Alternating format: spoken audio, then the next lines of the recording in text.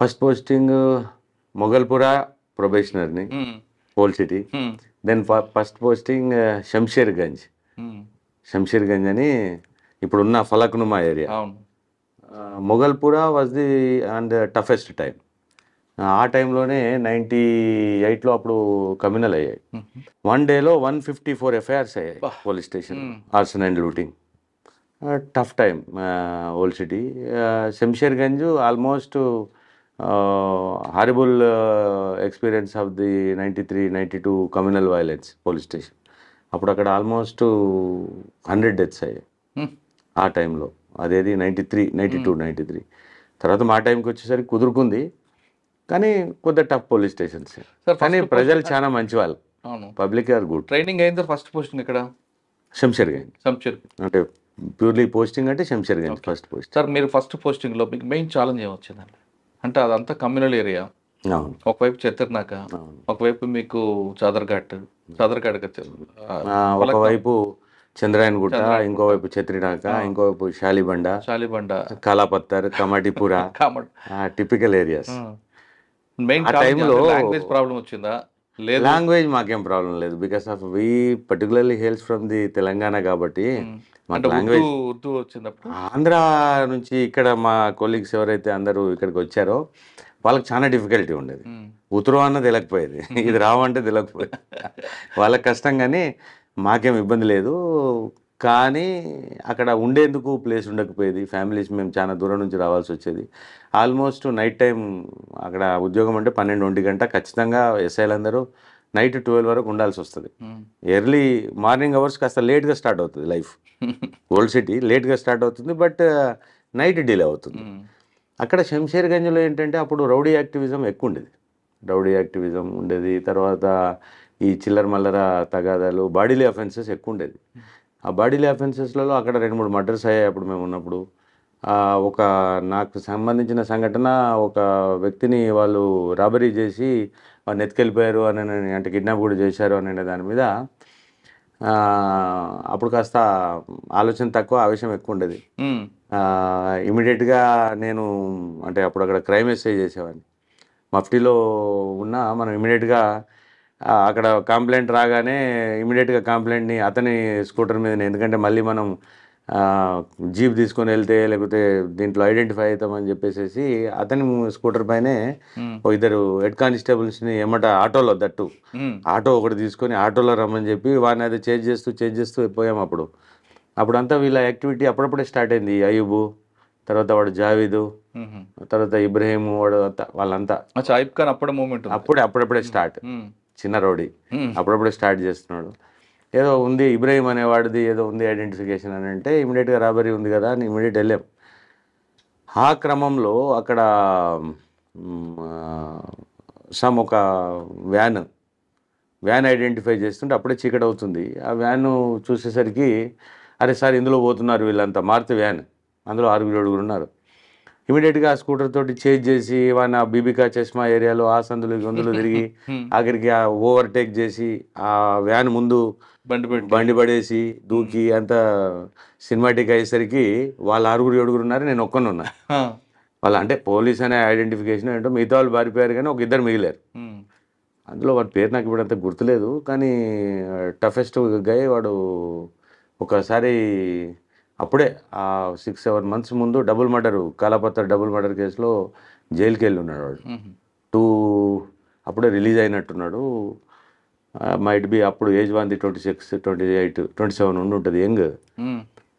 ఒకరిని పట్టుకొని మనము వాడిని డీల్ చేస్తున్నంత లోపల వీడు నన్ను ఒక చాకుతోటి కొట్టాడు. చాకుతోటి కొట్టేసరికి ఇమీడియట్గా ఆ చాకు లక్కీలీ నాకంటే వాడు ఫిజికల్గా టఫ్గా ఉన్నాడు, ఆ లాగేసుకుని మనము అంటే కత్తి మన చేతిలోకి వచ్చింది. లక్కీలీ కత్తి చేతిలోకి రాగానే ఆ కంప్లైంట్ చేతిలోకి ఇచ్చా. ఏమంటున్నా స్కూటర్లో ఉన్న కంప్లైంట్ చేతిలోకి ఇచ్చేసరికి ఇక మళ్ళీ మనం ఎక్కువ ఆలోచించలేకపోయినా వాడు అంత లోపల.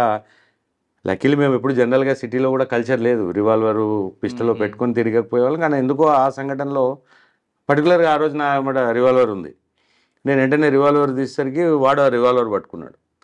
ఆ ఆ ఫైటింగ్లో ఆల్మోస్ట్ ఉన్న రౌండ్స్ అన్నీ ఫైర్ చేయాల్సి వచ్చింది. గాల్లోకి. దాంతో ఫైరింగ్ అయిపోయింది. 5 రౌండ్లు అయిపోయాయి. చేతిలో రౌండ్స్ లేవు, అయిపోయాయి. వాడు కూడా లక్కీలే, అది ఎక్కడ తగిలిందో ఏంటో వాడెవడో కూడా తెలియదు నాకు. అంటే ఆ సంఘటన కొద్ది బెటర్ ఎక్స్పీరియన్స్. అంటే ఆ రోజు మనం కొద్దిగా అటు ఇటు అయితే నేను కూడా పైకి పోయాల్సిన టైం కాబట్టి ఆ తర్వాత రియలైజ్ అవుతే షాక్లో ఉంటే ఎలా ఉంటుంది సంఘటన అనేది నాకు ఏమీ ఐడెంటిఫై చేయలేకపోయాను.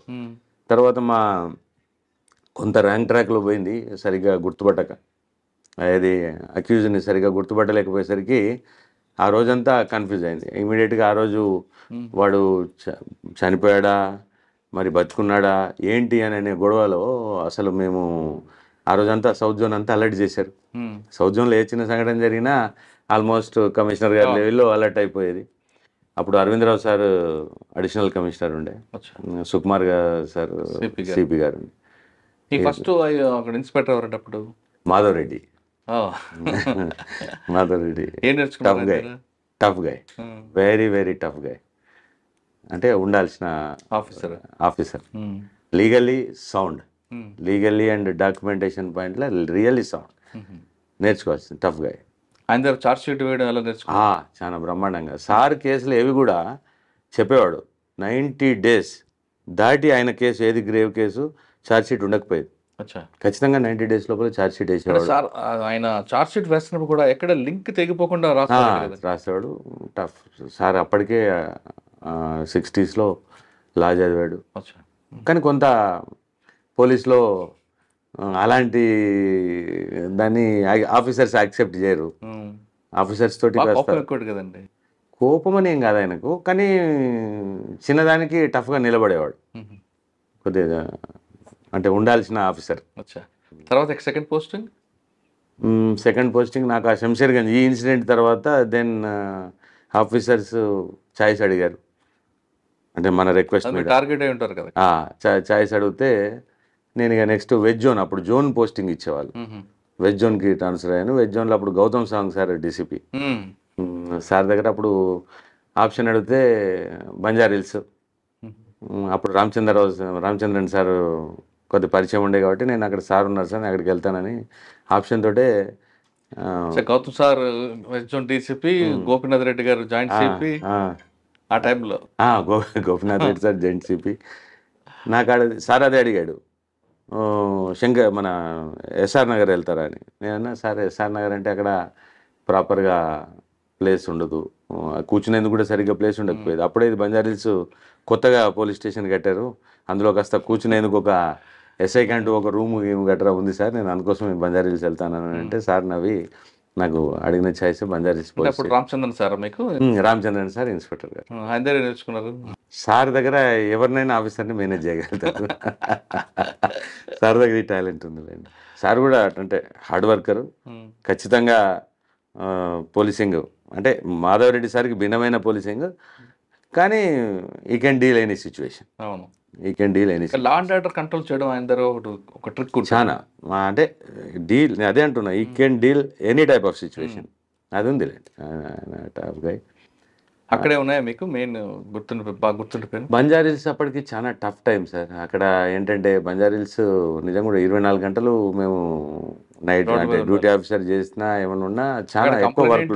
హై ప్రొఫైల్ ఉంటాడు, ఎక్యూజ్డ్ హై ప్రొఫైల్ ఉంటాడు, అందరూ హై ప్రొఫైల్ కేసులే.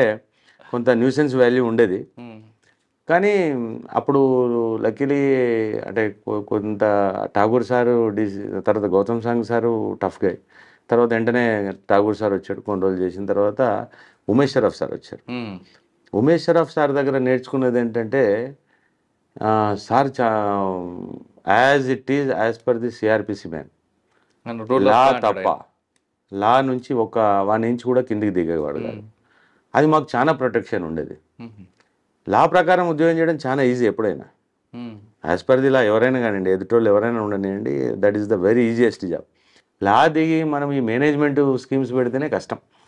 మేనేజ్మెంట్ స్కీమ్స్ ఉద్యోగాలు చేయాలంటే సిటీలో ఒక మంచి అలవాటు ఏంటంటే ఆల్మోస్ట్ ఆల్ మేము సిటీలో ఉద్యోగం చేసాం కాబట్టి అంత సిఆర్పిసి ఉద్యోగమే చేసాం, పర్ఫెక్ట్ సిఆర్పిసి ఉద్యోగం.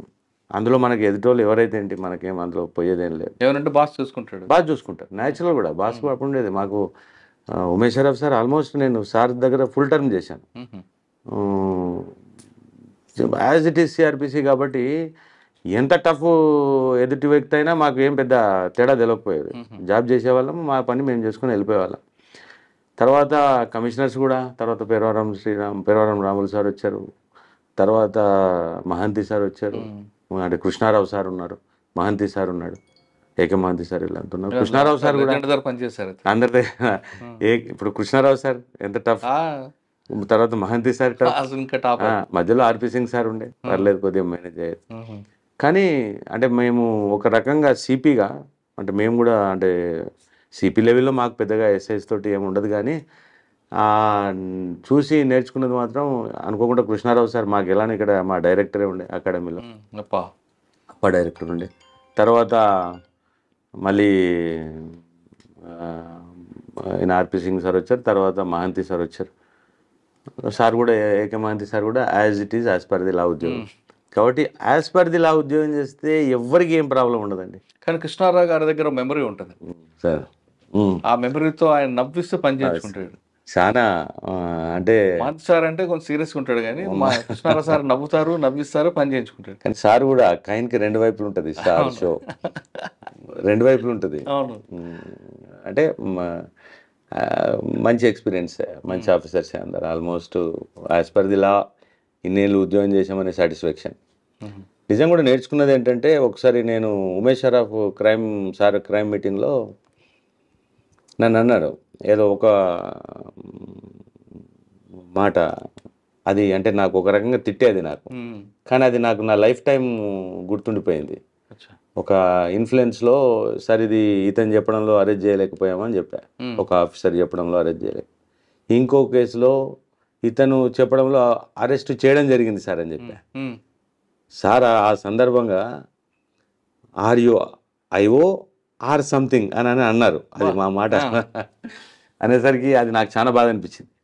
Since of that day I'm అంటే నా ఆత్మ అంటే నా అంటే ఒప్పుకునేంత మటుకు, కాన్షియస్ ఒప్పుకునేంత మటుకు అప్పటి నుంచి ఆఫీసర్లు చెప్పే లీగల్లీ లేకపోతే ఈవెన్ ఆఫీసర్ చెప్పినా ఈయనకుంటా అలవాటు అయ్యాం. అంటే మీకు ఒక మంత్రం అయిపోయింది. నిజం కూడా అది ఎంత పెద్ద మాట అంటే, నిజంగా I should oblige by the my law, అంతే తప్ప వాళ్ళు చెప్పారు వీళ్ళు చెప్పారని I can't go on that of the merits అని. నిజంగా కూడా సిటీలో ఆల్మోస్ట్ నాలానే ఉంటారు అందరు, మిగతా ఇన్స్పెక్టర్స్ కానీ. అప్పుడు మా జనరేషన్లో అప్పుడున్న బ్యాచ్లో దెబ్బకు సెట్ అయ్యాం అందరం లీగల్ ఉద్యోగం చేసుకోవాలని.